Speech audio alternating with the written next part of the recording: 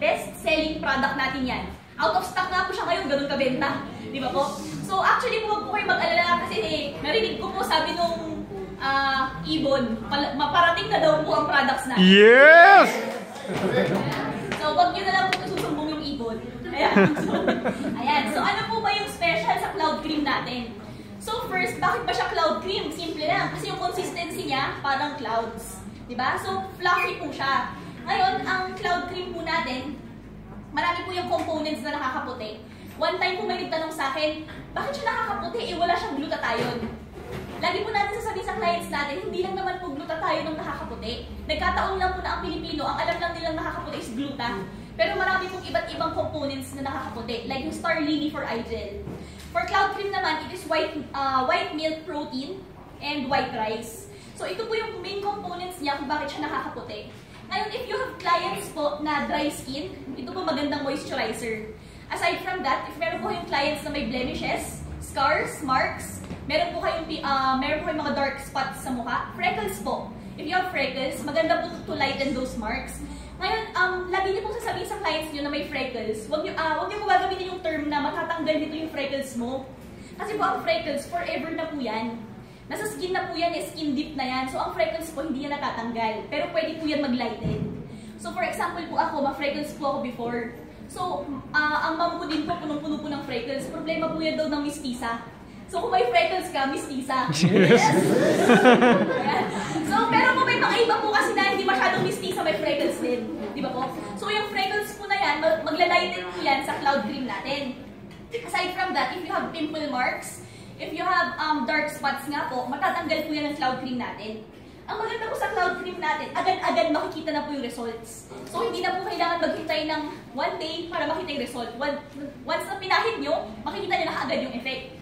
So ngayon po, papakita ko po muna yung half ng face ni RC, then later papantayin po natin.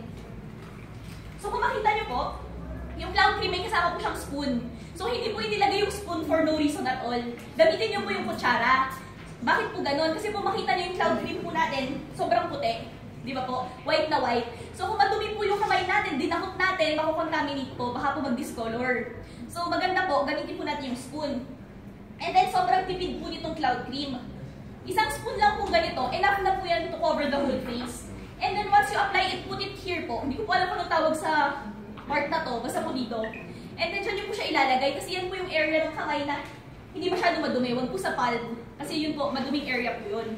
So, pagka-apply po, pag ina-apply po ang cloud cream, hindi ko po, T-zone po, ibig sabihin, forehead,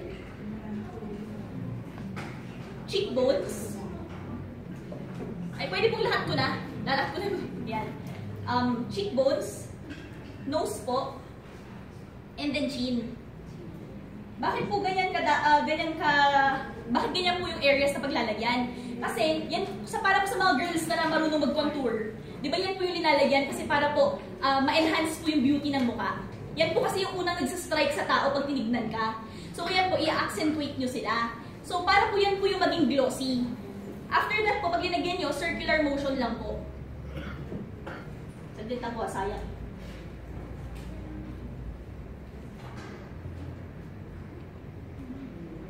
Yan po. So, once po na linagay, circular motion lang po.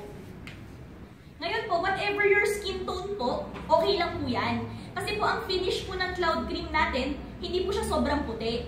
So, kung medyo dark complexion ka po, or medyo kayumanggi, parang po sa akin, ay, kayumanggi. Lagi po kasi ako kayumanggi. Ayan. So, bago po ako gumamit ng Enlighten. Ayan. So, pwede nyo pong gamitin to. Kasi po yung finish naman po niya, is hindi po siya ganun kaputi. So if you have dry skin po, maganda po siyang gamitin para po sa mga problem areas like po yung pagitan po ng nose. Dito po. Ay, sides po ng nose, sorry.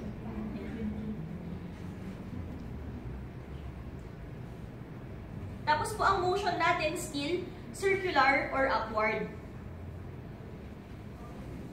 Tapos po, wag po natin kalimutan lagyan po yung areas na hindi natin masyadong pinapansin.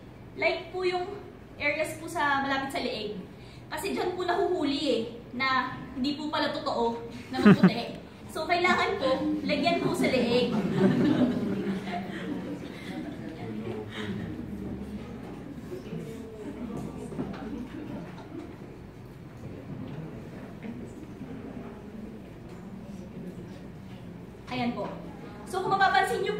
nag-change na kaagad yung kulay ng skin ni RC. Di ba po? So, ganun ba? Yes, yes coach. So, ayan po. So, makikita nyo po, instantly may effect na kaagad. Si RC po, marami po siyang moles. Di ba po? So, kung makita nyo po, yung mga areas na to, medyo nag-lighten. Yung mga freckles niya po dito. Ayan. So, maitatago po yan. So, posible po na if ang gusto ng client nyo is just the natural finish, cloud cream lang po ang gamitin niya, pwede na. Cloud cream po has SPF 20. So, ang SPF 20 po, enough na po yan actually to protect you from the harmful rays of the sun. Pero syempre po, kung magsuswimming po kayo, hindi po enough ang SPF 20. Pero pag yung daily activities nyo lang po, enough na po ang SPF 20 natin. So, kung gusto nyo naman po yung parang makeup finish, dapat po, ang gamitin nyo is yung next nating product.